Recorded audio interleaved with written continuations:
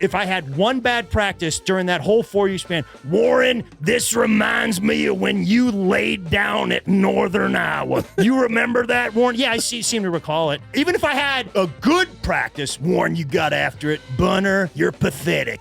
You remind me of when Warren laid down at Northern. Like, Tops Off World Tour is coming to Florida October 12th in Hollywood, Florida. Hollywood, Florida again on the 13th. Jacksonville, Mobile, Abbotsford, Seattle, Portland, Milwaukee, Cincinnati, Nashville, Little Rock, Springfield, Philadelphia, Norfolk, Winston-Salem, Fairfax, Roanoke, Rochester, Worcester, Newark, Providence, and Albany, New York, December 10th. Your special is so fucking good. Oh, it dude, is so thanks, good. You man. are such. You too, buddy. You are such a talented. You know, I sometimes I wonder if you feel this. I'm curious if you feel this. We'll get back to regular conversation in a sec, but everyone knows I'm obsessed with stand-up. Yeah, I'm obsessed. I love that about you. There's a thing that, like, I'm going to name a couple comics that I think are the best comics working. You, Chad Daniels. Yeah, Chad's there's great. like there's a list of you guys. Tommy John again. I just talked to him, man. He just told me. I'm having dinner with him tonight, but I just talked to him. He told me about being on this podcast the last time. Yeah. He said you guys had some whiskey. Oh yeah. That was like rare. Yeah. And Jonathan said he drank, and Jonathan can drink, man. Yeah. And he said you guys drank the whole podcast. And he stood up, and he was with Woodhull, and he's like, "Hey, man, I gotta sit down for a while, man." And then Bert was drinking with him. And Bert was in the other room pitching a show on the phone to some other place. Oh yeah. We sold it. Yeah. Yeah. Tommy's like, I can't function. And Bert's pitching a show on the other. Yeah.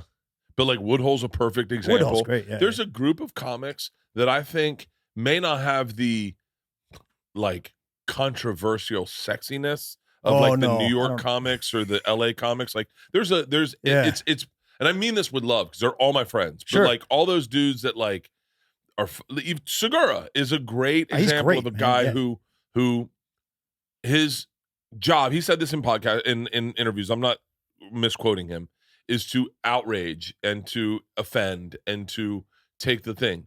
You and I'm there's like a list of comics. I'm gonna put Jackie Cation on this. Yeah. Of just phenomenal talents who you don't offend, but you are just hysterical. Like your special is so good. There's probably, and this is a lot, having said, like, as a professional stand-up comic, when you watch a special, maybe you get like 2 or 3 lines where you're like, fuck, that's good. That's good. You had like 12 lines, man, in a fucking hour special where I went, fuck. Thanks, dude. Fuck. Man, I thought there was about 14, but and I gotta tell you the one thing that I love more than anything is you told a story that I think went viral. I know I shared it about wrestling like an old. Oh, that's the old special with Steve. Yeah, that was the other one. Yeah, that was with Bert. Yeah, that was that joke is so fucking good, dude. I saw him the other day, man. For real? Yeah. I went to the NCAA wrestling tournament a few months back, and he was there. That he's for real. You know, you're for real. That's the crazy thing is like you're for real because I ran into Ben Askren. Yeah, Ben Askren. Yeah.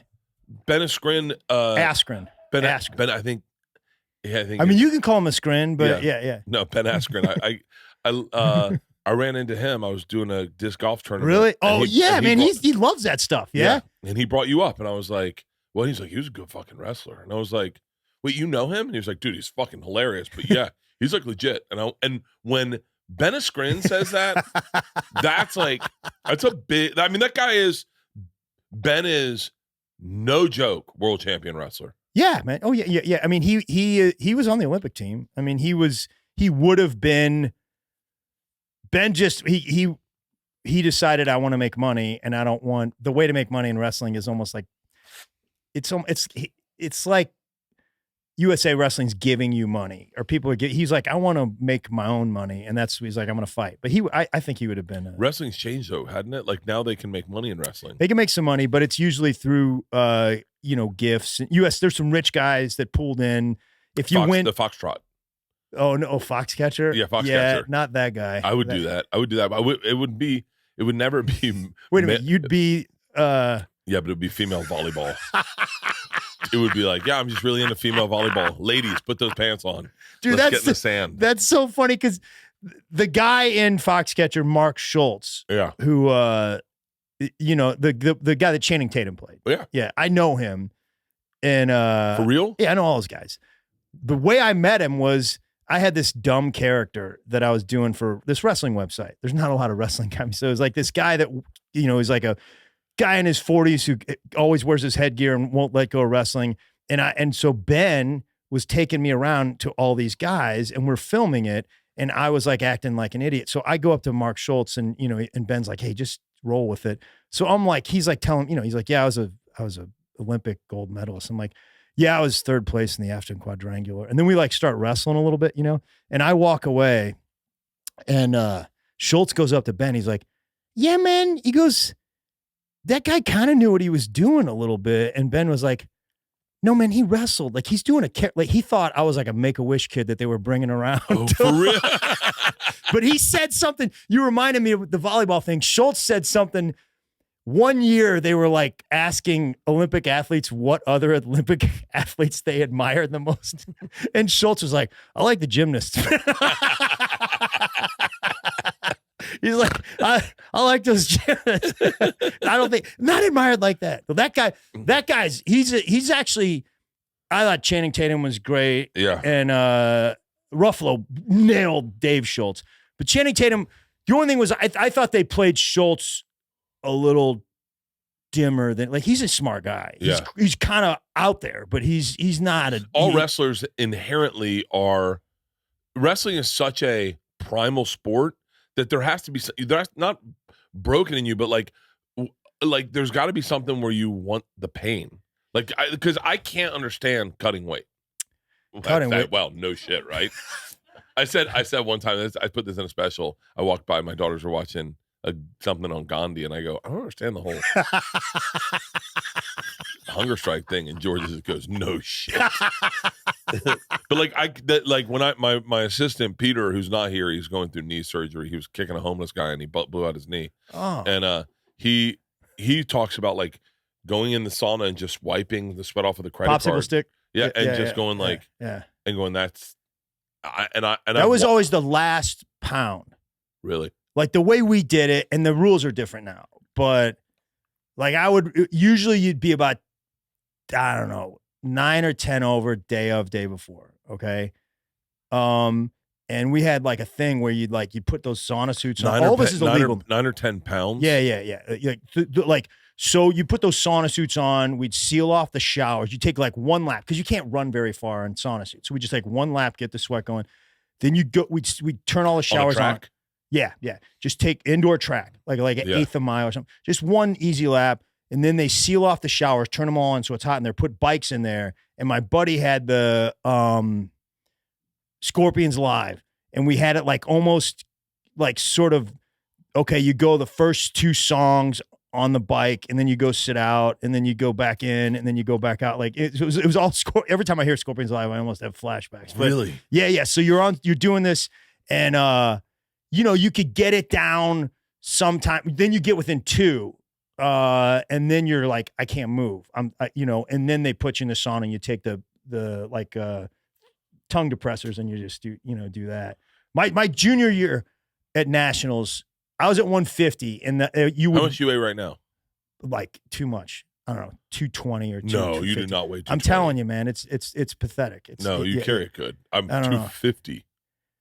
Yeah, man, you're like talking about losing weight though, right? I was 270. I lost 20 pounds since you posted that thing. Yeah. Really? And so but I like sometimes when I go to weigh myself, like yesterday I went to weigh myself and I was like, let's get in the sauna real quick and let's just get a number. Let's get a good number. I lived in denial for about 30 years. Like I didn't get on a scale after Nationals. I was like, I'm never getting on a scale again. Really? Yeah. You go back, so wait, you wrestled at 150? 150 my junior, and then I bumped to 158. But that 150, you would weigh in the night. If you won and you made it to the next day, then you got to make weight that night for the next day, which gives you a lot of time to rehydrate and all that. Yeah. Now it's like an hour. But so you could. Now, what do you mean now it's an hour? You get an hour before. You weigh in an hour before you wrestle, so you can't pull any of that kind of garbage. You can't float weight like we did before, which is healthier, Okay. Is that why they did it? Yeah, because some kids died from. It's crazy. I remember they were talking when Tom and I did the weight loss challenge. Tom put some glycerin or something all over his. I don't know what for he put something like castor oil or something all over him. Oh, really? To go into the sauna. Joe told him how to cut weight. Really? And Tom did this like crazy weight loss, cut weight thing at Burke Williams, and then drove right to the studio. I had a pot pie the night before. I was like, I couldn't help it. I have a hard time with impulse. Yeah. That's why I'm having a hard time getting a car, because I tell them, I go, give me this. And then if they don't get it for me within like 6 hours, I'm on to the next car. So, and I was drinking at the time. So go back. So you put up weight that night. So you so you could weigh in the night before. So I remember I was like, I made it to the next day, and I was jogging around, and they were like 150 pounders. You will weigh in at like, I don't know, 9 o'clock, and it was like 7. And I was jogging with this guy from Oklahoma State, and they were like dominant back then. I was like, I knew him, he was a guy that used to beat me. But so he's like, how much are you over? I'm like, 9.5. And I made it. And that was the worst, I think one of the worst weight cuts. In 2 hours, we took off 9.5. And if you talk to doctors, like, well, you can't do that. I'm like, well, I did. And guys on my team did way worse than me. Really? Yeah. There's always that guy where you're like, this is the worst day of my life. I'm 9.5 over. And then I'm like, how much are you? And Bunner's like 15. I'm like, yeah. Wait, yeah. But this is a weird question. Did your dad coach your high school? Yeah. So what's that like when your dad is like, buddy, you got to cut? That creates an interesting dynamic. He wasn't like, he was sort of anti-weight cutting. Yeah. For real? Yeah. And in high school, you shouldn't do much, like in high school, he was anti, he was like, just wrestle the way you are. Oh, because in high school, it's like, yeah, if you're good, you're good. And if kind of like that. He was like, you know what?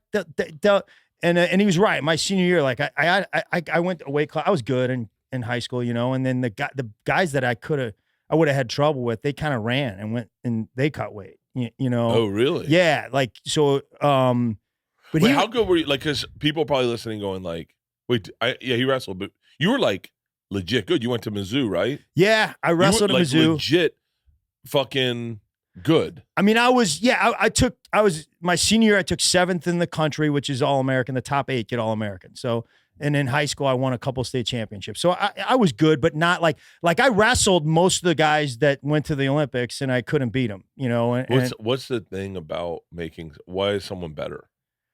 Man, I've thought about that. And actually, I don't know. I think the guy, they're a little more skilled, maybe a little quicker. I hate to say this, maybe a little tougher. I don't know. I thought I was pretty tough, but maybe a little tougher, maybe a little meaner. But they were. They were definitely quicker, and they were more skilled. And I was pretty skilled, but it was another level. Like, how does someone get more skilled? Ask Ben. Longer? Like, Ben is the genius at it. Ben. He is in. It's so funny. I think, and I love Ben. I love him. I fuck around with his name because I think it's fun. I like to do the same with Ben Affleck and tattoos and taboo. I just heard taboo, a taboo. It's a taboo. Well, taboo, like something you can't talk about. Yeah. And I heard J.K. Rowling say taboo. And I went, ooh, secret time. I'm listening to J.K. Rowling's podcast. Oh, really? It's fucking awesome. J.K. Rowling has a podcast? No, they have a podcast about her getting canceled.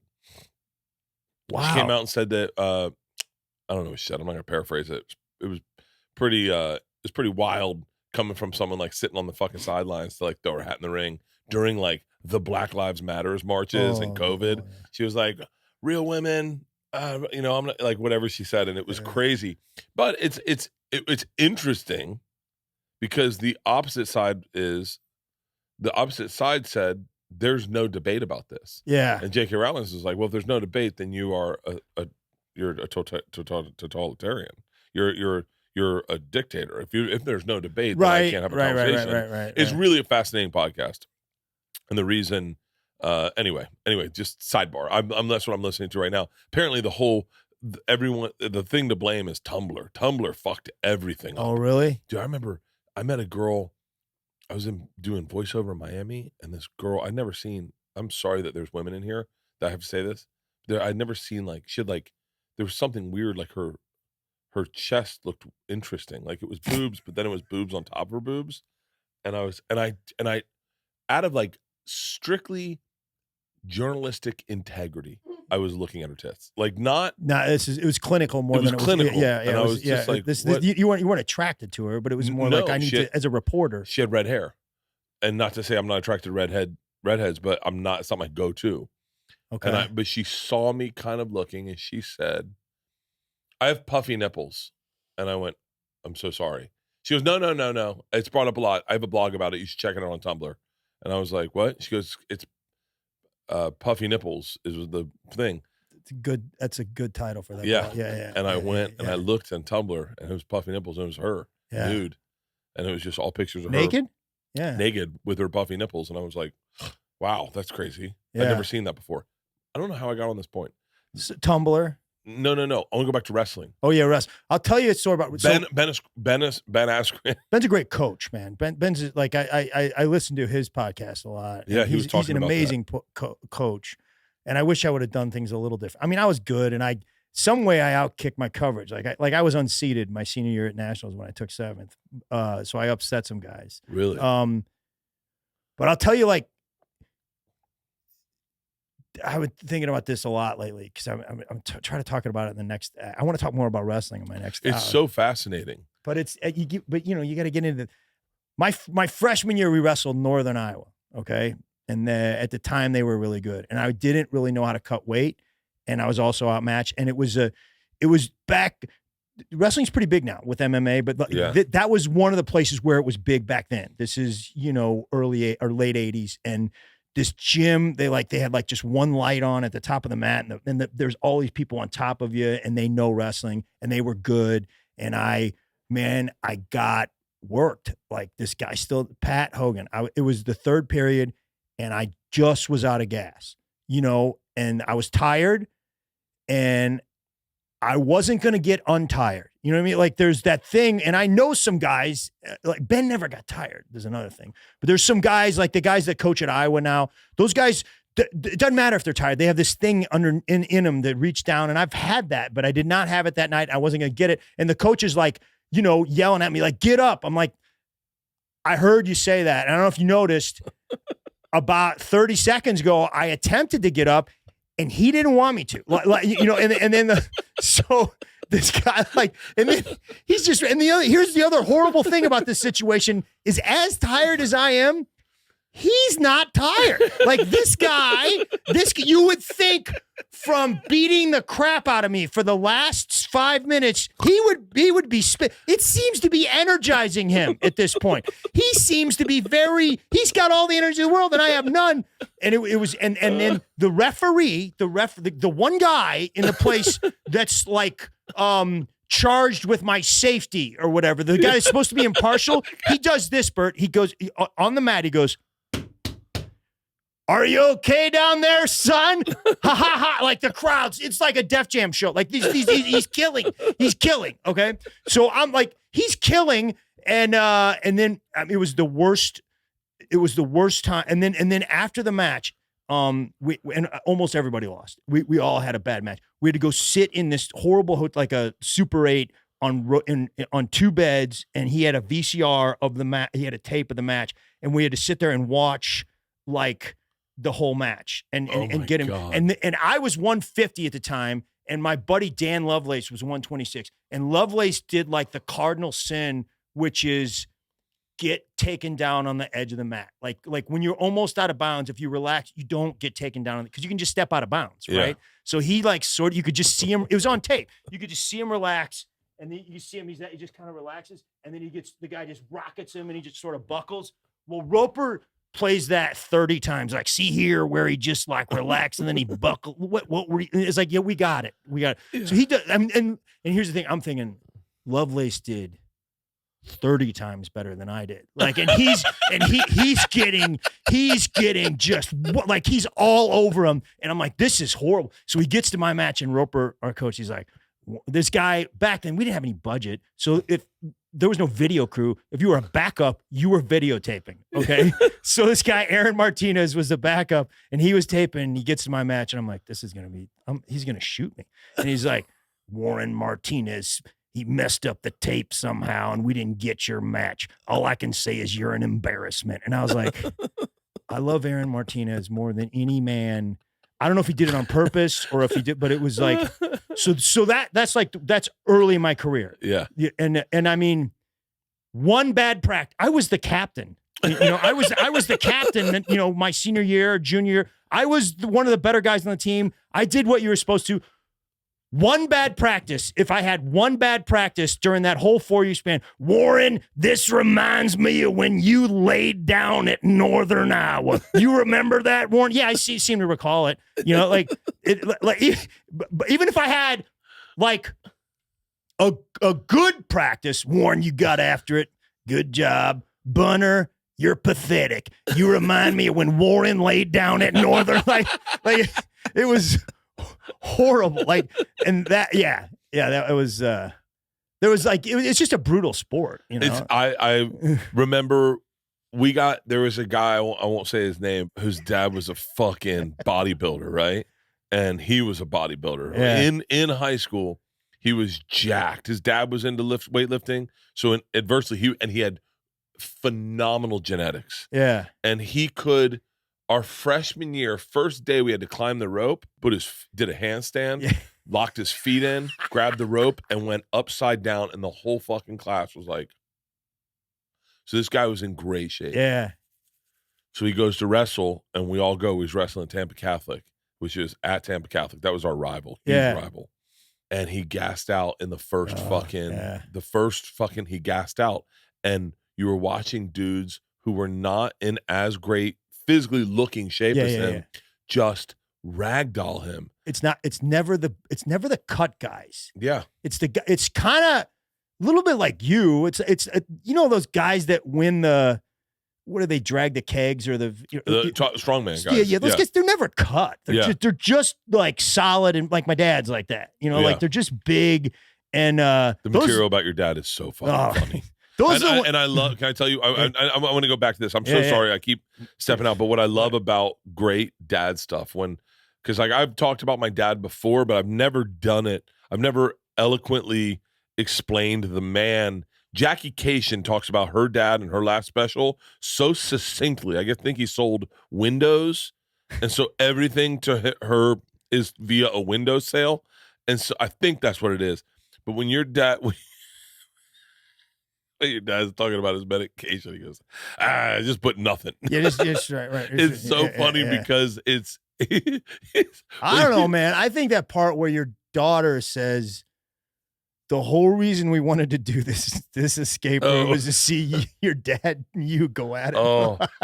That was, but like, you're so good. You're so good at explaining a man that we all kind of know that kind of, it's so good, but keep going. So, the dudes that are just thick in wrestling. The guys that are they're thick and they just got that weird old man strength. Like the guys that are ripped, because I wrestled a couple of them. I'm like, oh man, this guy's gonna. I never had probably as much confidence as I should have, but I was like, look at this guy, man. And then you just grab them. There's something. It's like their bones are hollow or something. Like you can just move them.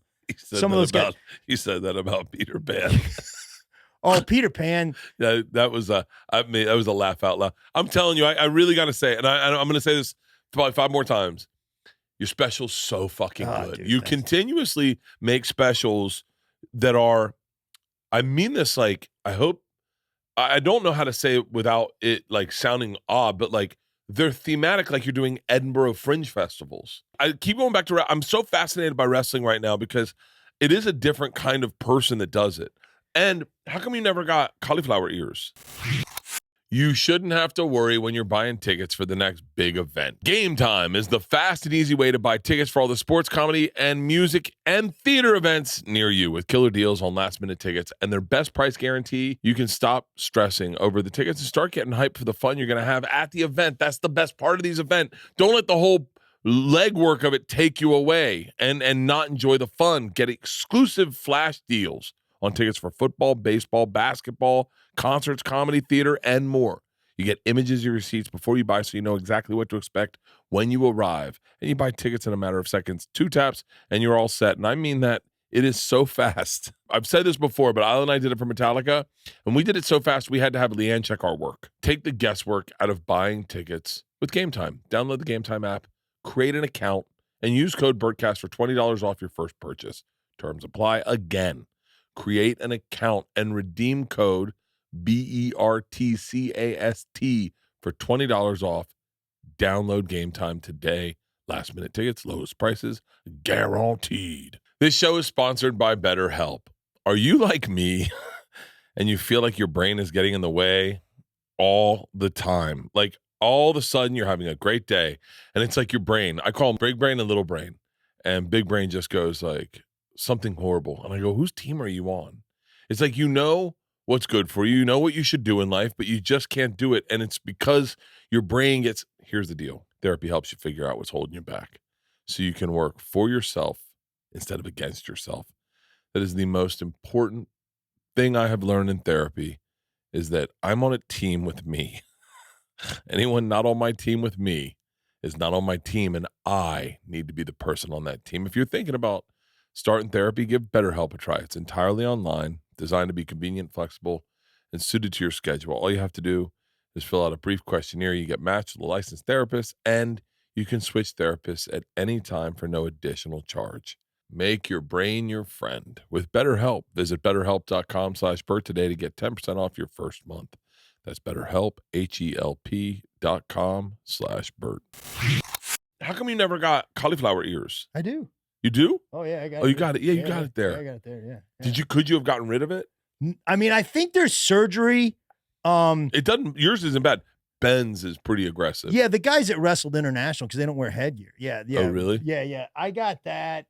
That looks cool. I wrestled. That just looks tough. Yeah, I guess. I'm not anymore. If you got into a street fight, could you tie someone up? I mean, it depends on who we're street fighting. Like just like the regular, like the Mexican guy who, as you get into a pose, he's like, no, street fight, not wrestling. And you're like, okay, we're going to fuck you I don't up. know, man. I mean, I don't have a gas tank that much anymore. And I don't know. I think the wrong guy, no. I could never punch, you know? Really? Yeah. I got in a fight one time with this football player. This was when I was wrestling. And he was like saying something. It was at Missouri, and this football player was like saying something to my girlfriend's roommate. And he was a football player, and he's a little bigger, you know? And he was like, I can't remember. He said something to her, and I was like, I can't. I have to say something. This is, it's my girlfriend's roommate. And any other night, Bert, there's 10 wrestlers with me, and they would have just swept the place clean, you know? Like, these guys are animals. And I was like, none of my guys were there. Nobody was there. And I was just like, all right. I go, hey man, you can't really say that, you know? And he was like, what do you do? I'm like, yeah, man, whatever. So the next thing I know, I'm always the first one to get punched too. Like, I don't see it come like me too. Yeah. Are you like, oh yeah. There's a couple times I'm like, hey, if we could re-roll the tape when he was doing this and winding up like cartoons, maybe that was a sign that you were going to get punched. So I got punched. And for a second, I was like, oh, no. And then I was like, wait a minute. I just got to close the gap. If I can close the gap, like I just kind of bear hugged him. And then I got on top of him. And then I was like, okay, you're done now. Like, it's like, MMA. If the wrestler's on top of the guy, and the guy's on his stomach. I learned that because I don't know, when I was like 30, I was just jogging at some gym in Erie, PA. And I saw these guys doing, they were in gis and they were doing stuff. And I'm like, I'll roll with you. I was coaching a little bit that time. So I rocket a double leg in, pick him up, He take him down. He's on his back. I'm like, yeah, exactly where I want him. And then he chokes me out. Like those guys like being on their back. Oh like, yeah, they love it. I didn't know Bruce that. Gracie would just get on his back like a turtle, and just wait, and you'd be like, "Oh, this guy's dead." Yeah, and next thing you know, the guy's ankle's broken. Yeah, and or choke me out with the gi. I'm like, wait, like you can't grab clothes. I mean, yeah, you can. Yeah. My daughter. I said this the other day on a podcast, but my daughter choked me out, and man, that was a come to Jesus moment. Doing what? Just choked me out. We were all sitting. I forget where we were, but she goes, she's taking jujitsu, and she's really bad with like names of things. She was calling it the what was it she calling it? The samurai sword or something. And I said, what? And she goes, the thing where you mean the guillotine? She goes, yeah, that thing. And I go, you can't do that. She goes, I could choke you out. And George and LeeAnn are there. I go, you can't choke me out, baby. She goes, it's actually easier with big guys. And I went, you also have a neck that's like, you're like me. We have big necks, man. Yeah. And she goes, here, watch. And she put her little fucking needle arms around me. Yeah. And you went out? No, I had tapped. And then she jokingly goes, I haven't learned the tap yet. And I was like, that's so great. She's and then it's good that she's gonna be safe. Like, you know, I guess. I mean, she loves jujitsu because I don't know, she's a fucking lunatic. That's great. But I wish in hindsight I had learned any sort of self-defense. Yeah. I had a bit about it last night. I can peacock enough with my body that I can get out of something. Yeah. What? Yeah. Like I learned all the fucking signals, but I when push comes to shove, I do not know how to fist fight. I can't fist fight. I have small hands. I can't punch. I can't. Well, I used to punch with my thumb in. I thought that's how you threw a punch, and so I was like, that's how you break your thumb. Break your thumbs. Yeah. And then I did the movie, and I can't. I went to fight. Oh yeah, that was great. I couldn't even throw. I couldn't throw punches like someone that knows how to throw a punch. Did you have a coach and all that? No? Yeah. It was great, man. Stunt team. I watched that. I watched like I got home from a gig and it was like I live in St. Louis and I was like, and my car was in the shop and I was like, I took an Uber up to this by myself to this theater and walked home, man. I was so proud. It was so cool, man. Oh, thank you, brother. That means the world to me. It was awesome, dude. It was just. It was so cool, man, to see one of our guys like on the main, and then now, with the pay-per-view or whatever, what do they call it, man? Pay-per-view, POV. Yeah, I don't know, but whatever it is, when I got cable and I just forget that it's on, it's just like it's rolling. They're promoting it. Yeah, let's hope we go. I mean, I'm not supposed to say this out loud, but it goes to Netflix in a couple days. Oh, good. Yeah, that'll be nice. Yeah, they already know you there. Oh, so that guy Dave Schultz that Foxcatcher was about, the guy that got killed by what's his name? He used to he was this guy. They had him down so much. Ruffalo had him down. He had down the way he walked. He had that. Ruffalo wrestled. Fucking good. Ruffalo wrestled. Oh, for real? Yeah, in high school. So they had him down, but Dave Schultz was like the nicest guy in the world off the mat. Like he was like he was friendly with everybody. He's like, hey, let me and some of the other wrestlers hated him because like they'd be getting ready to wrestle and be like, hey, what's up, buddy? Just like, I don't want to talk to you, Dave. But on the mat, he was like vicious. And one of the things he would choke a guy out. He knew how to choke a guy out. And then he would move him around to make it look like the guy was still conscious. And then he'd pin him. Yeah, wait, can you choke someone out in wrestling? Oh yeah. Well, yeah. I don't actually, that's a good question. There's certain things there's ways to do it, I think, legally. Yeah. And then there's ways that are not, but then there's ways to sort of get around it. But yeah, I mean, and the thing is, it's just basically, if you ever get in a fight, you don't know what you're doing, find a way to put your hands there somewhere. Yeah. And it's limited. Like, it's not as, there used to be a front headlock where you take that thing right there. With this guy, man. So wrestling's, it's just goofballs, man. It's like, there's this guy, Mike Matlock. He passed away. We call him the Mad Dog. He was our assistant. Yeah. The good assistant, he was just a wrestling junkie and he fit nowhere else in life. Like he's the guy where it's like, he's the greatest guy to have in the room, but don't put him around the parents. Yeah. And the dog he would wrestle with us, and he was a guy that looked like he was like 50, but he was only probably like 35. Yeah. And he like beard, real droopy, and he would wrestle in full plastics and a singlet over his plastics. It's the weirdest full plastics, like sauna suit thing, like, and singlets over it. And he had one move. It was like a headlock, and he would try to choke you out. He would basically take that right there, and he'd try to choke you out. And he was pretty good with it. Even I'm a high school kid. And he's like a 35-year-old man, not in the greatest shape. And I remember shooting in, and he just zapped that headlock on you. And I'm like, and my dad's yelling at me. He's like, "Get out of the damn headlock, Gregory. Get out of the damn headlock." Gregory. And the dog's like, "It's too tight, Jerry. It's too tight. You can't get out of it, Jerry. It's too tight. It's too tight." He was so proud of that stupid headlock, and he was trying to choke me out.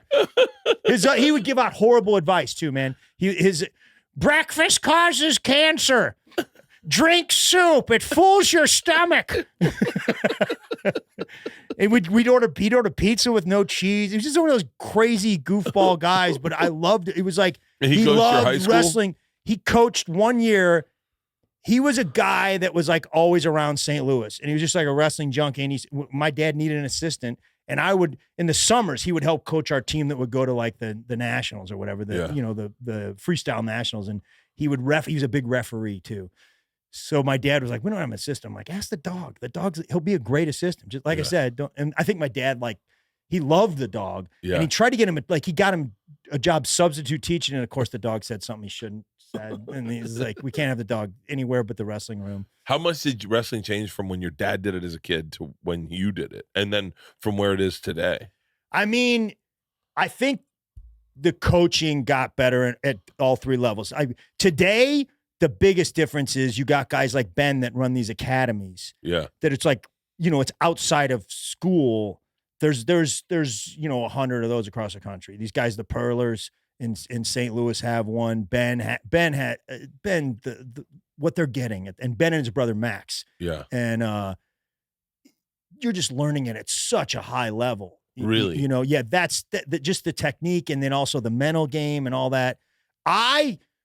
It was good for me because I would go up to the junior college that was like 3 miles from my school. And in the summers, basically in the springs and the summers when wrestling, I would just go up there every day and wrestle with the college guys. So that's kind of how I got better, learned stuff from them.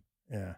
God. That's so like my last crazy. 2 years, I was just wrestling, in the summers, I was just wrestling a bunch of junior college guys. And then they'd come up, and it's not as much pressure. It's fun. It's like, there's no structured practice. I'd be like, "Hey, show me that," and it's kind of, and I think it's like stand up in like, you tend to learn when you're not trying too hard, or maybe the line comes or the premise comes when you've put in the work, but also when you're not trying too hard. So I was like, I was just up there all the time, and I was like, "Hey, show me that."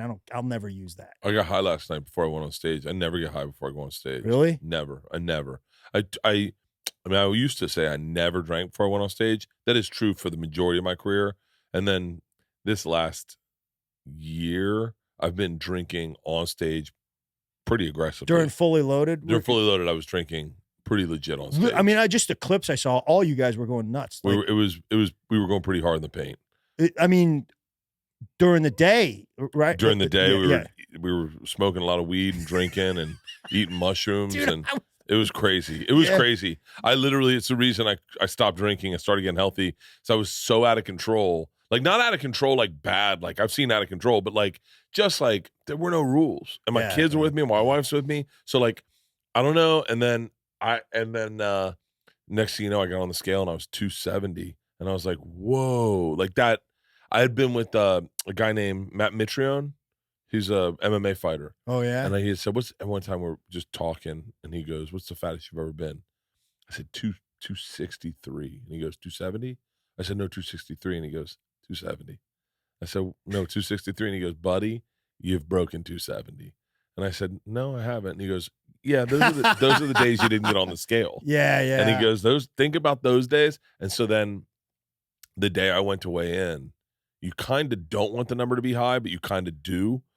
And I went and I got on the scale, and I had switched it over to kilograms because I couldn't deal with the truth. And so I went in and I looked at the kilograms, and I was like, that's higher than I've ever seen. And I'm just doing quick math. I'm like, that's got to be 270. So I got off real quick. I had a similar thing. Wait, how big? 220. 220. That's not bad though. Yeah, but I thought I was 190 because I thought I was like 185.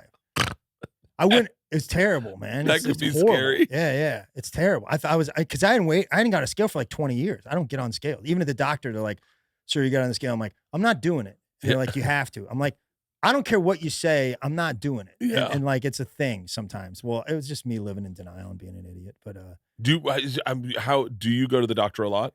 no, I go to the holistic doctor a lot. Oh, that's right. Yeah, Yeah. The witch doctor. Yeah, Dr. Olivia Joseph, man, she fixed my stomach. And What was going on with your stomach? just always like bloating and feeling terrible, man. Really? Yeah, it was like probably food sensitivity, and she's got all kinds of technical stuff. But I didn't think it was gonna be fixed. I thought I was screwed for the rest. I was just miserable all the Well, time. I was thinking about that today because I was listening to your special, and I'm in ketosis right now. And Yeah. I've never felt better, meaning I feel very clear and I enjoy what I'm eating. Are you sleeping?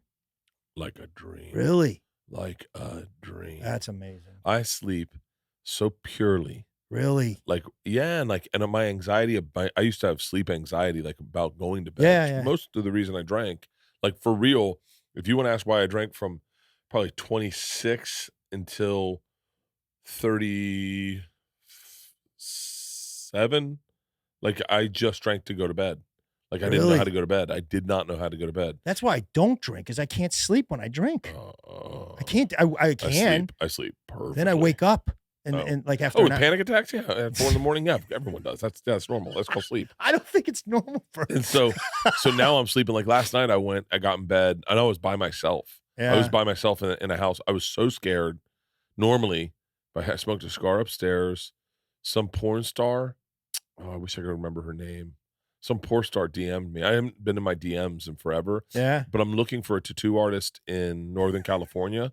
So I thought maybe someone DM'd me. And I went in. God, what was that porn star's name? Fuck. It's pretty fucking intense. Yeah. Yeah. I was like, she DM'd me. I don't remember why she DM'd me, but I saw it. Yeah. And she had a porn star name. And I was like, oh, what's this about? And then I ended up Googling her porn site. And then I'm sitting on my deck smoking a cigar, watching her porn. And I'm like, all right, I'm not scared anymore. I'm going to bed. Yeah. That's a different kind of emotion. Yeah. I just want to say, if a porn star DMs me, I'm gonna remember your name. Like if any of you girls, if you send me I'm gonna know who you are. God, what was her fucking name? It's gonna stand out from some of the other people that DM me.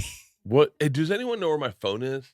If someone can find my phone downstairs, everyone that would grab my phone and bring it to me, all had knee surgery yesterday. Oh, really? Yeah, so they're all fucking sitting in one apartment eating. You get a group knee surgery? Two people here got knee surgery on the It's exact like same day. It's like some sort of cult thing where they I think they got a deal. Okay. Pete was a wrestler. My assistant Pete. Yeah? I say assistant. I don't like that word because he does way more than that. My steward. I mean, I think assistant. Steward sounds like that's what Jon Snow did. Steward sounds nautical. Yeah. Yeah, like he's like yeah. I don't know. It's funny, he's into wrestling. He's really into wrestling. He wrestled in high school. And I introduced him to someone as a wrestler. And the guy goes, "Where'd you wrestle?" And he goes, "Why did you wrestle in high school?" And the guy, whoever it was, goes, "Yeah, you're not a wrestler, man." Like, okay, cool. And then was like, you can't introduce someone as a wrestler. Everyone wrestled once in high school. That's stupid. And That's so, dumb. I forget who it was. Dude, that's really dumb. But Pete was obsessed with this guy, Bo Nickel. Yeah, I know who Bo is. Bo Nickel. And I ended up following Bo Nickel because Pete was so... He's the next guy in MMA, Bert. That's what they say. He's the next guy. I watched him. He's a Texas kid, and Texas doesn't have great high school wrestling. But Really? Yeah, but he's... And then I'm a obsessive fan of college wrestling, and he just went through the NCAA tournament. Like, really? Yeah, and he's a risk taker. But he also... I don't know MMA that well. My little brother knows it. Yeah. Did your little brother wrestle? Yeah. My little brother, but he'll roll a little bit. He's a lot younger. He's 18 years younger than me. Oh, really? Yeah. Same dad? Yeah. Well, same mom? Yeah. Really? Yeah. Wait. Yeah. Senior year in high school, my dad called me. I was at some camp thing, and he called me up and he's like, we need to talk. I'm like, oh no, like this is like my grades came or something. Yeah. He's like, your mother's pregnant. I'm like, what? Wait, how old was your dad at the time? You got to be 40. Yeah, early 40s. They got, you know, Yeah. they were young. Yeah. I mean, when they had me, but yeah. And then I have my middle brother Matt was 4 years younger than me. But yeah, Devin, he knows MMA. Like and he's like, yeah, man. He goes, nickel can strike. Like he's not just like he can punch. Really? Yeah. He can. That kid will be fun to watch. I've been following him. He's excited. He was like high risk wrestler. You know, like I was Really? not very high risk. He was like trying throws and trying crazy stuff and Really inventive. Yeah. Yeah. I've been following the kid now for like a couple of years and watching him, and I just saw him. He just did something the other day, and I was like, he hasn't had they haven't, you know, they're bringing him along. Like he hadn't had a real hard match yet. Yeah. It seems they do that now, right? It's like boxing. Like I think they have to a little bit. Yeah.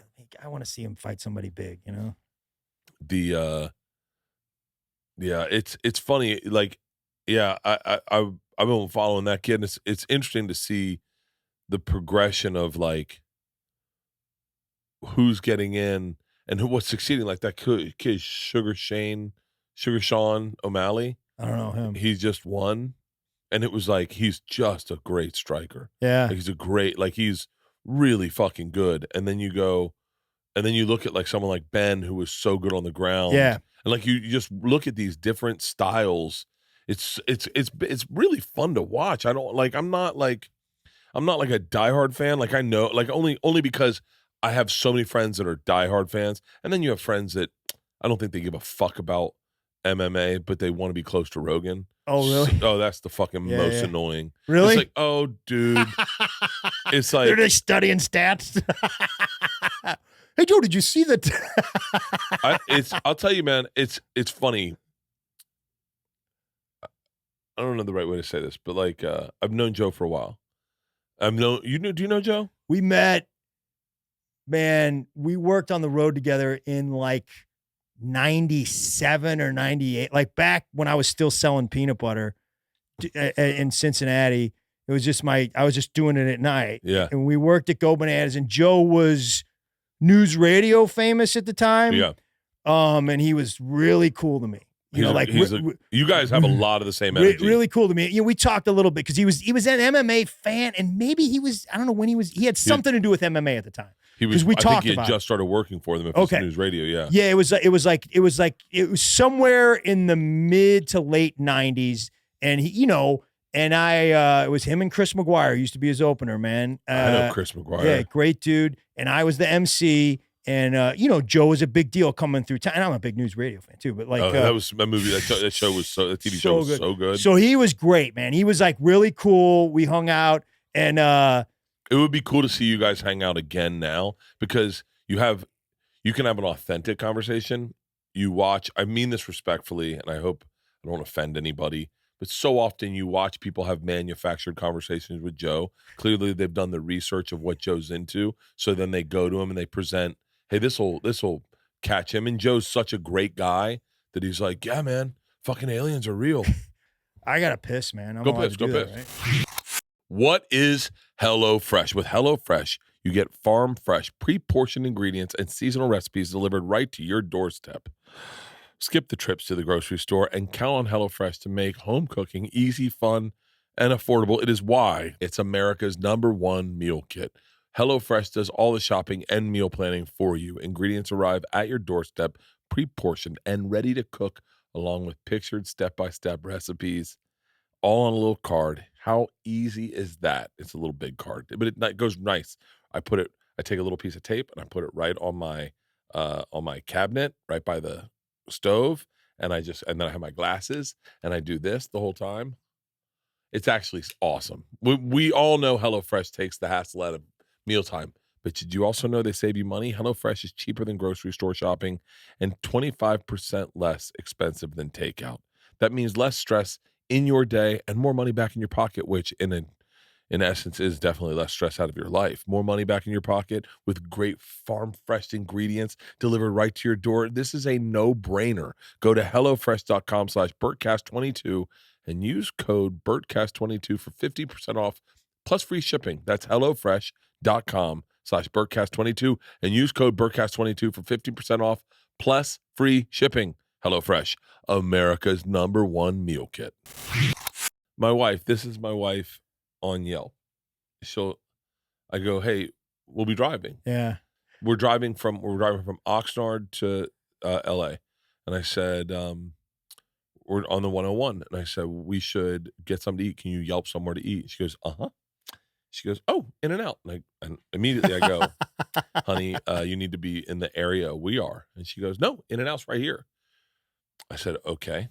I already know where the In-N-Outs are. Yeah. I know where they are. And I said, what you should do. And she goes, don't tell me what to do. I know what I'm doing.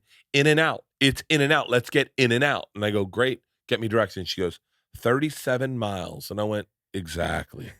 You need to. And she goes, why don't you just do it? Pull over. And I said, no, it's very simple. Scroll in to where that little blue dot is. That's us. Yeah. Scroll into there. Then move forward in the direction we're moving. Scroll out a titch. And then hit redo in this area. Yeah, and then yeah, she'll be yeah, like, yeah. scroll in. Wait, what's the blue dot? I don't even know what. I'm so livid at this point that I go, I'm just going to start intermittent fasting. Like, I can't deal with you. It's amazing. She'll go, like I remember we're doing a road trip, the whole family, and I'm already angry at her because she'll go, I go, we need gas. Okay. Get off. Well, you missed it 3 miles ago. I go, you got to be in front of it. We're not going to drive backwards. Well, you can just go backwards. No, I can't. Today, I fucking had a meltdown moment. Apparently, every air pump for every car tire in Southern California has been destroyed. Would you get flat? No, I had low tire pressure. And I was like, okay. So I went to 5 different gas stations. 5. First of all, they all say credit card, but the fucking cunts who installed these machines placed the credit card reader facing the morning sun. So it gets sun all day. So you can't read. I hear it go, dude. And I go, I can't see it. I can't read anything. It's all fucking burned out because we have LA sun. Hit the green button. None of the credit card machines worked. I went to 5. I'm not even fucking 5. On the 5th one, right before the 101, I get out and I use it, and there's a leak in the hose, and it just deflated my tires. That's why I don't do it. I can't do the air. No. I'm not a man. I'm not a man. I can't do the air. I pulled into Valvoline. Pulled into Valvoline. There was like a Valvoline, and I just said, I am so helpless. Yeah. I go, I can't put air on my tires. And the guy very casually goes, I'll top you off. I said, for real? And he goes, sure, man. Within 30 seconds, first of all, he opened my car door. I go, what are you doing? He goes, finding out where your tires should be at. Yeah. I didn't know that's where that was. I think I did know that at least. So I feel better about He myself. looked at that. He goes, 43 in the front, 45 in the back. I got you. And there's a gauge on my thing, and I could watch. My thing says car, it was 31, 31, 29, 30. It was how low they were. Yeah. And he just went, and I watched them go right up to the thing. And I was like, dude, thank you. I go, thank you so much. And he was like, and then he recognized me, like, you're out here in like a couple weeks. Come out. We'll top you off. We'll clean you up. We'll bring your car in. We'll just fix you up. And I was like, you're so much better than I am. Yeah, those guys are. Yeah, anybody that can do that kind of stuff. You seem like a guy that would have been brought up with those values. I know, man, and I just wasn't. Like I shouldn't put it on my. I didn't do any of that stuff, man. Could your dad change his own oil? Yeah. What was your dad's life like? Like growing up or with us? Like everything. I mean, he grew up in Long Island. Really? Yeah, where? He's Jewish. Are you Jewish? Half. Shut up. Yeah. I mean, not the half that count. I didn't grow up. I wasn't bar mitzvah or anything. Because your mom's not Jewish. My mom's not Jewish, so the Jews don't count us. I remember when I moved to New York, I was like, well, I'm going to be around a lot of Jewish people. They'll take me in because my dad's. They're like, you're nothing. Really? Yeah. So where did your dad grow up in Long Island? He grew up Oceanside, I think. Okay. Yeah. My dad grew up in Levittown. Oh, really? Yeah. There was a video of 3 Levittown ladies out front talking about the first black that moved into their neighborhood. Really? And I was like, please don't be my grandma. And part of me was like, if it was my grandma, I bet I could go viral, but it was my grandma. My dad, he grew up Jewish. And he was a good athlete, like played football, and he played like went to like a year of junior college, and then he joined the Air Force. How old you dad? 70? 78. 78? Yeah. So wait, did your dad grow? This is a weird question, but I don't totally understand the progression of Judaism. Was your dad's parents? I understand that as much as I do about fixing the flat. By the way, Judaism, like, Well, like his parents, I should know more. Were his parents Orthodox? No, they were Reformed. Reformed. Yeah. Okay. Yeah. They were. Yeah, but his dad, Not Holocaust survivors, right? No, his dad though was a very big deal in the synagogue. Like he was like the guy that was like he could speak. You know, he was the rabbi. Yeah, my dad always says that. He's like, that's, you know, when he sees me doing stand-up, he's like, you know, your grandfather could speak in front of people all the time. Really? So, yeah. So he grew up Jewish in Long Island. Yeah, my grandma was like brilliantly smart. My grandma like went to college when she was like 19 or something. Really? Yeah, I went to college when I was 18. No, wait a minute. She graduated college. Yeah. Yeah. I was like, wait, how smart am I? She got well, yeah. No, she what am I saying? She like skipped a couple years of high school to go to college. Oh, or for real? Yeah, and then graduated, and then they didn't give her a job because She was a woman. She's a woman, yeah. So she was really smart, yeah. And I was gonna say because she's Jewish. Was your grandma Jewish too? Yeah. Oh yeah. Your dad was like full Jewish. Oh yeah. Bar mitzvah. And then he was how into it. Was he in the military? He seemed like he would have been. He went to the Air Force and played football. Basically, he said he was in Germany, and his job in the Air Force was basically to play football. He was Really? like he played with like guys that were in the NFL that you know after their career went and were in the Air Force. So it was a big deal in Germany. His base was Wiesbaden. I got a bunch of pictures of him, but like they would play the other bases, and that was like he said, yeah, he goes to the VA now because he was in the military. Yeah. And they're all like, when you go to the VA, I'll take him to an appointment, and they'll be like, all of them. They're like, thank you for your services. My dad, like, man, I just played football. Like, wait, what war was your dad in? He wasn't. He was just in the military. He was just in the military. Oh, that's he not was. bad. He was in. Oh yeah, because he was too old. He was around Vietnam. Too young. He was too young for the Korean War.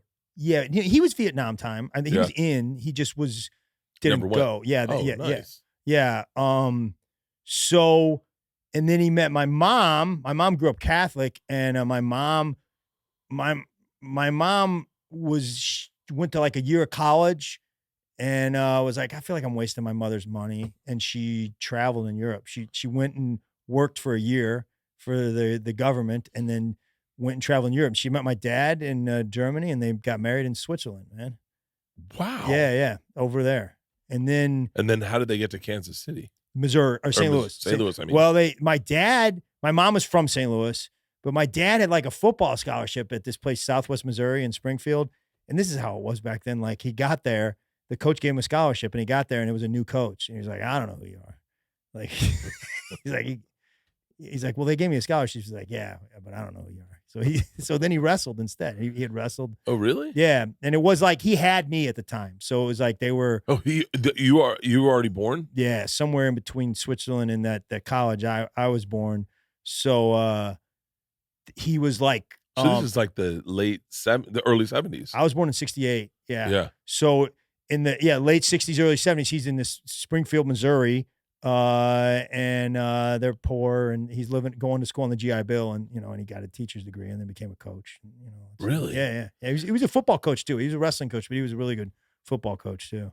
Do you have like I'm very coachable. My dad coached all my teams. Oh, really? But yeah, my dad coached everything. My dad was like a super dad. Like he like worked a job he didn't love. I hope I'm not speaking out of school. I don't think my dad ever really was in love with law. Yeah. Like I think he did it because it paid good and he could make a good living.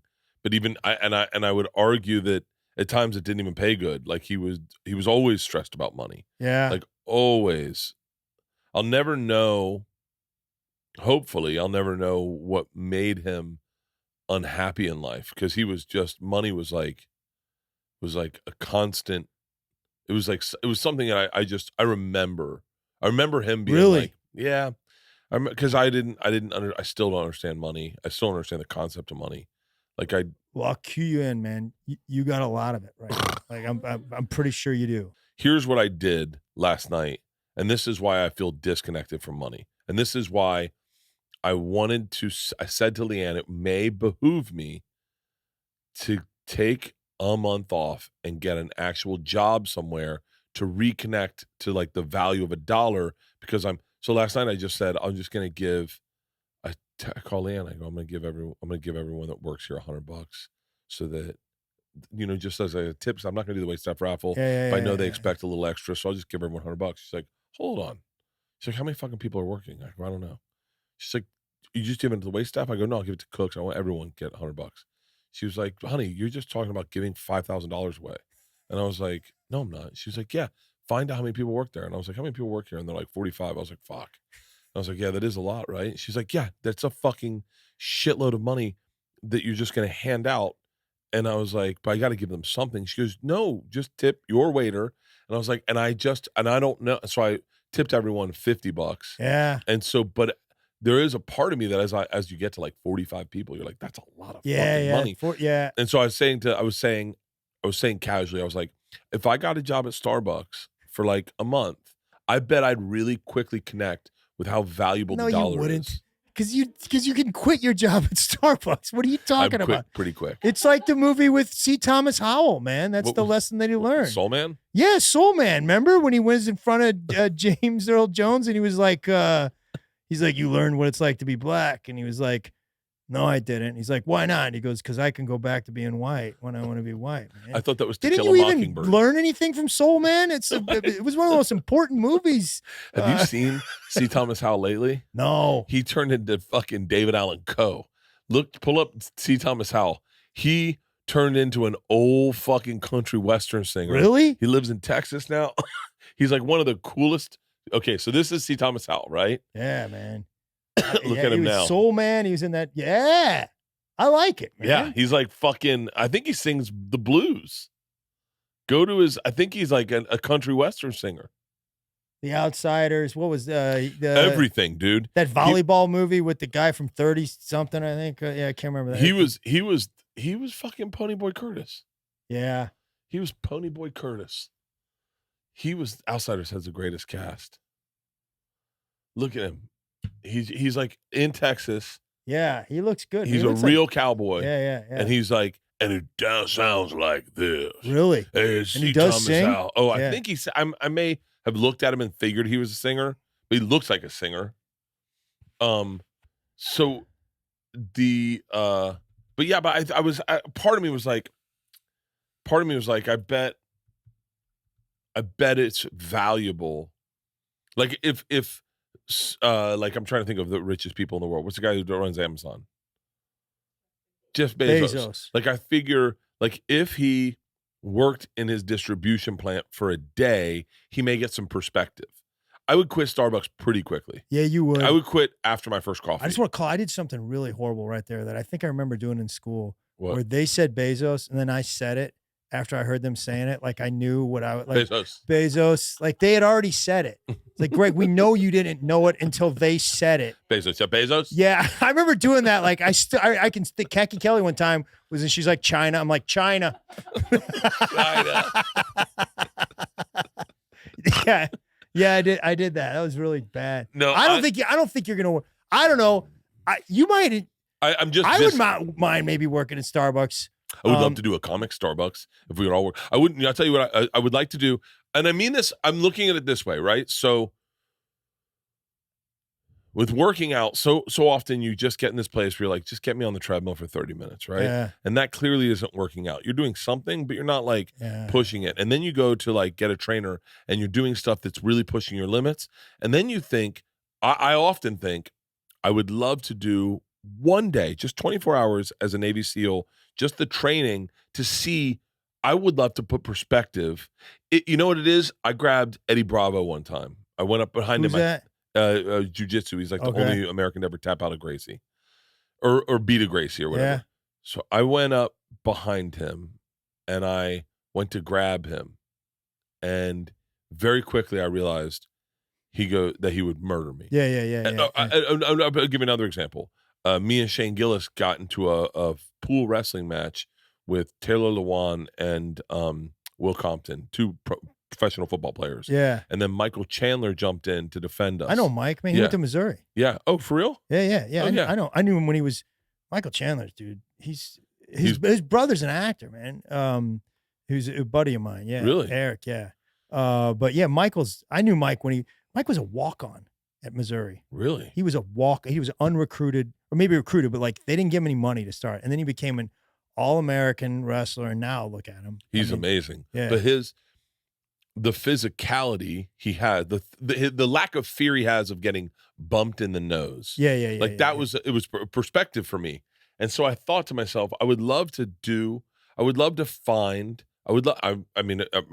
I was like, I want to do a show where I find the boundaries of all these like, have you ever gone hiking or tried to do a summit and experience real weather where you go, No. where all of a sudden you get to the cusp of like, oh fuck, this is as bad as it gets. So like Navy SEAL, no, I'm saying that Starbucks isn't like the lowest rung you can have, but like working a minimum wage job, finding these thresholds in life where you say, this will give me perspective in how nice my life is. Does that make sense? It does. Yeah, I think the great show would be like all those thresholds, but you're 2 minutes in and you quit. I would quit so quickly.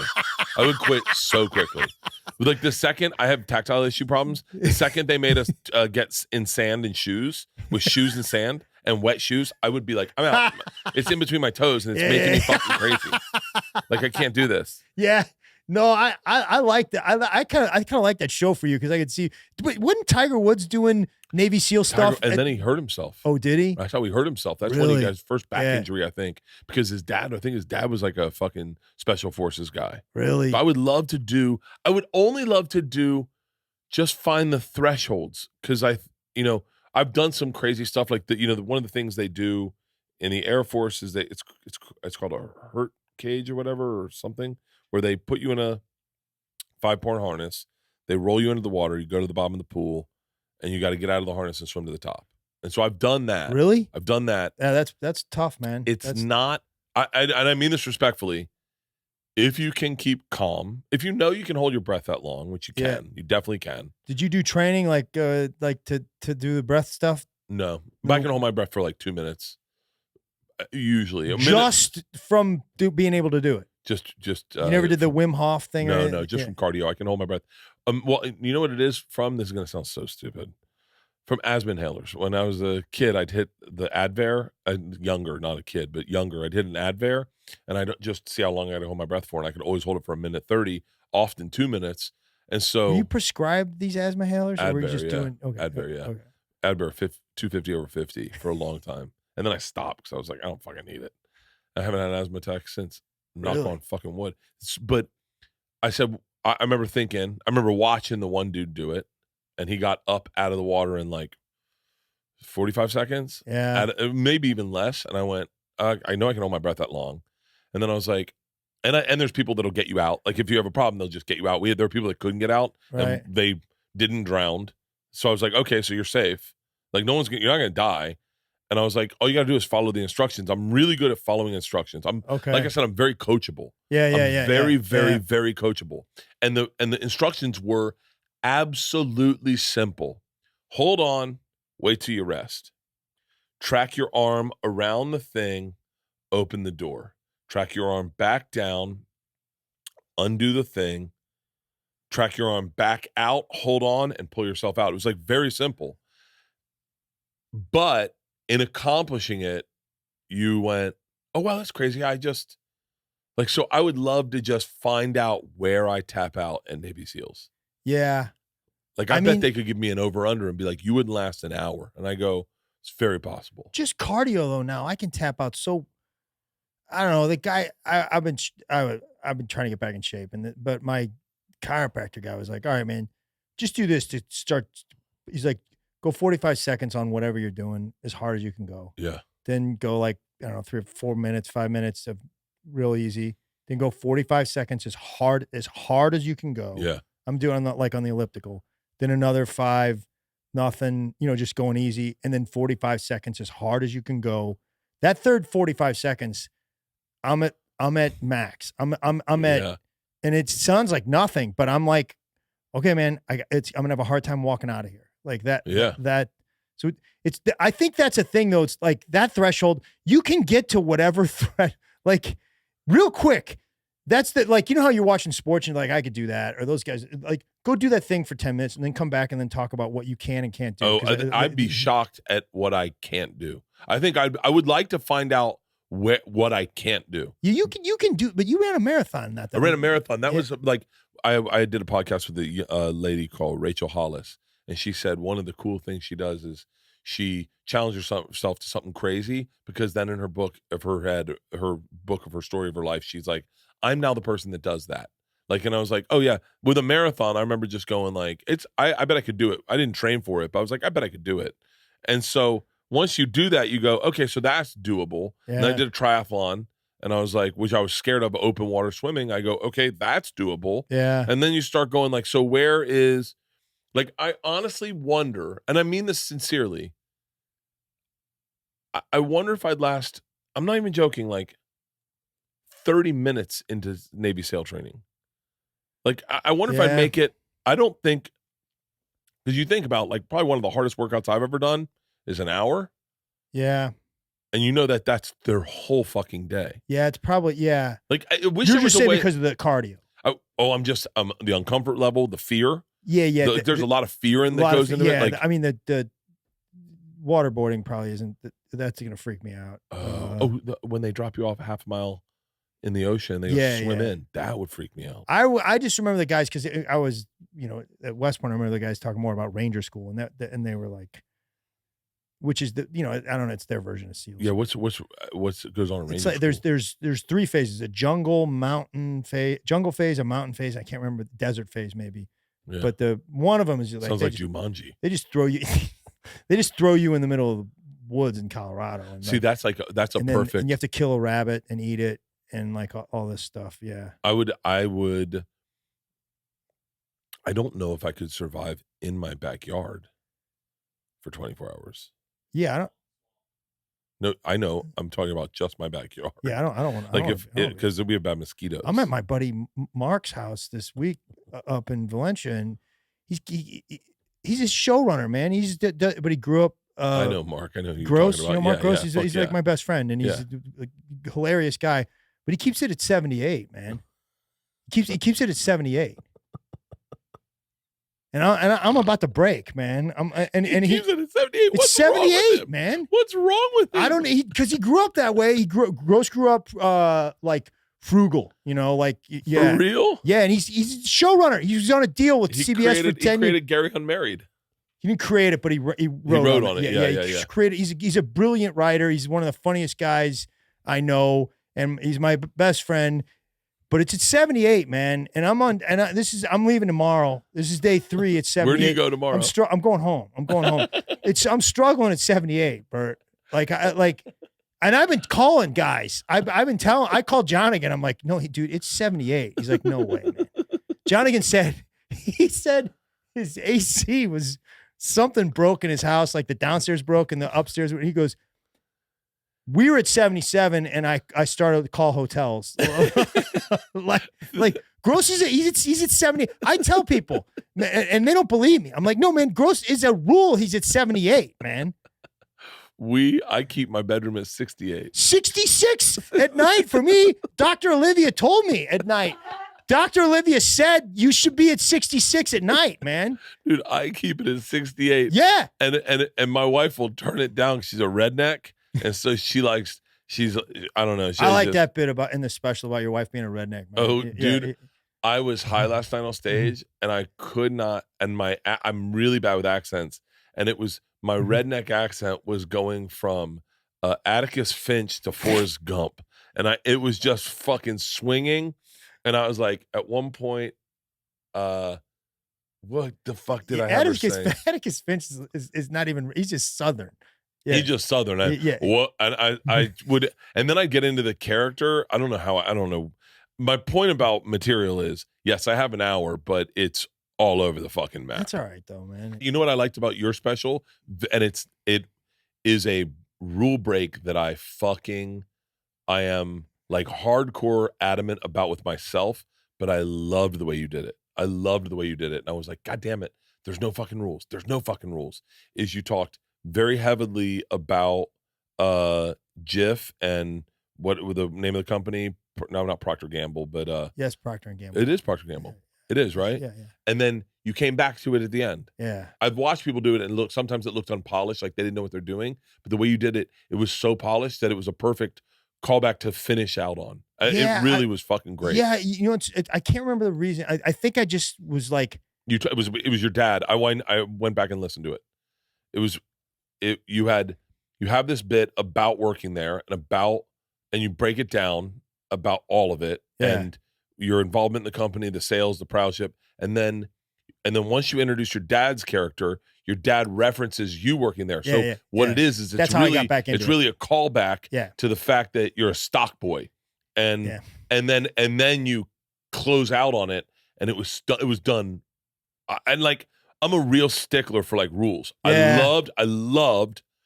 I broke another rule in that special that I never break. What is it? Talk about stand-up comedy. Oh, I didn't even wait. What was it? I just talked about.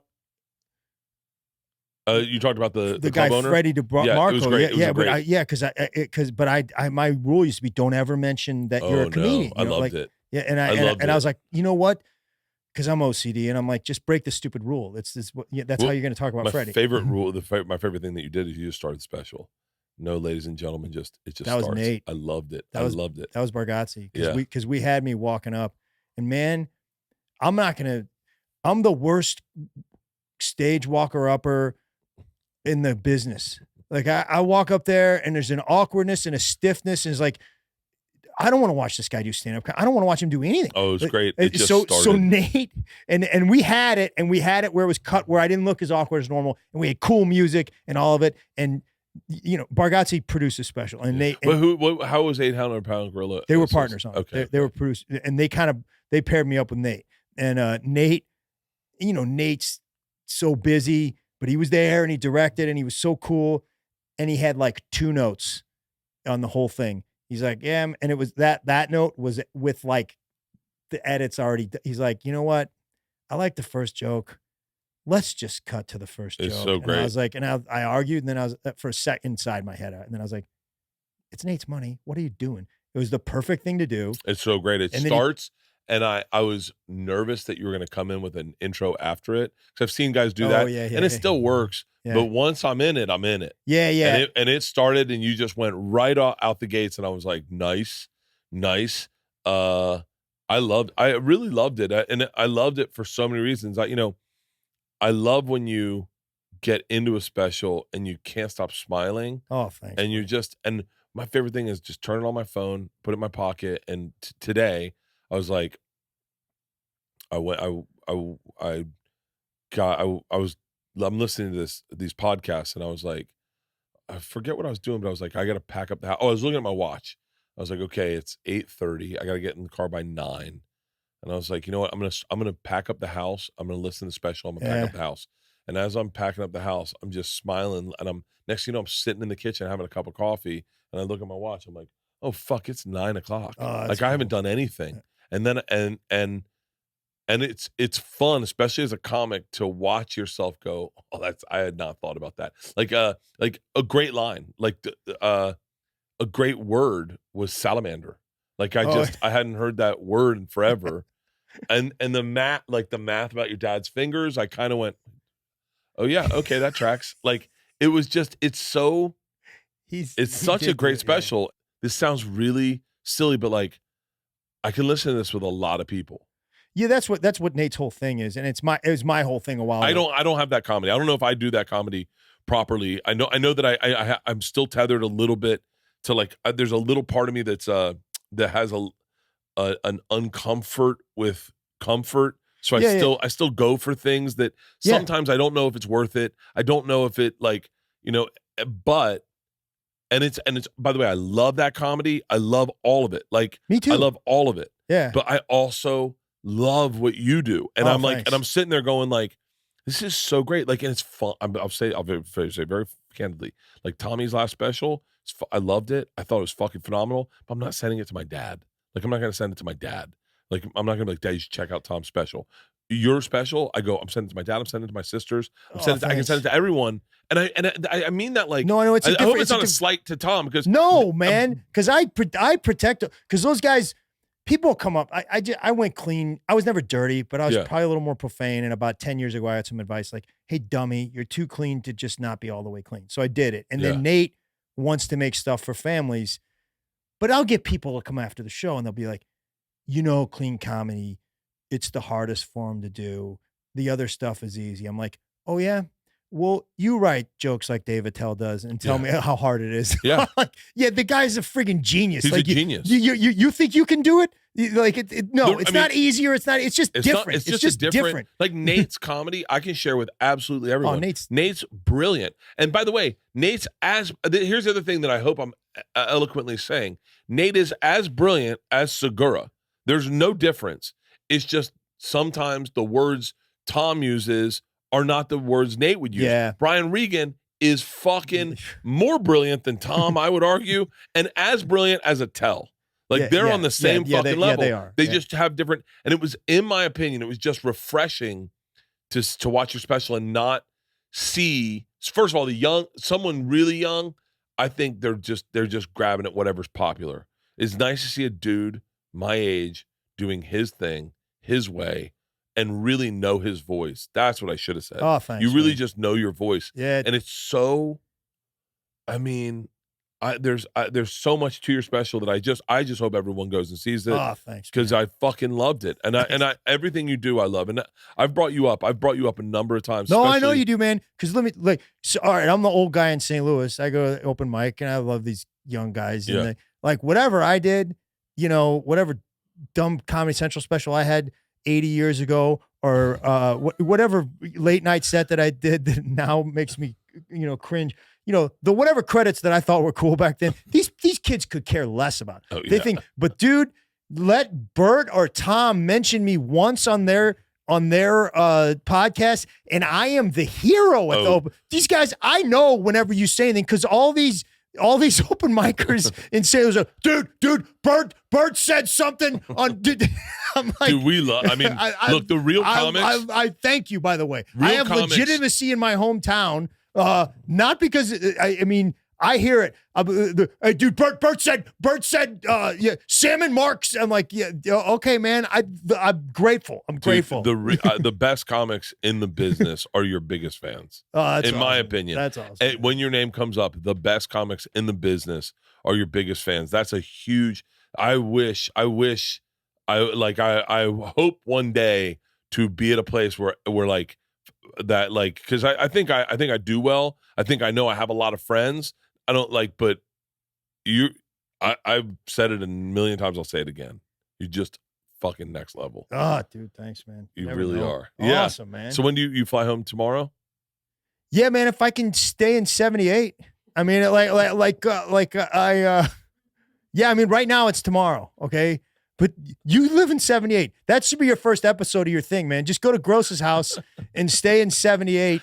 I take pictures of the thermostat and send it to everybody now. Put me on that. They don't believe me, man. They don't believe it. It's 78, man.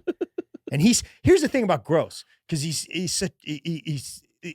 just is frugal and he grew up that way and he's not going to change. But he'll tell you it's like, no, 78. And I'm like, so I guess you keep it at 78 in the winter. Because that's what temperature you like. That would make sense then. No, 60, 67. Hey, congrats on the special. Dude, thanks a million. Congrats on everything. I'm proud of you, man. It's at the movie, the tour. Oh, thank you. All of it. It's really cool, man. I got to tell you, man, I took an Uber and I sat in that theater by myself and there's these young kids around me and I called my brother on the way we walked home. I was like, that was really cool, man. This is the big screen, man. This is one of our guys on the big screen.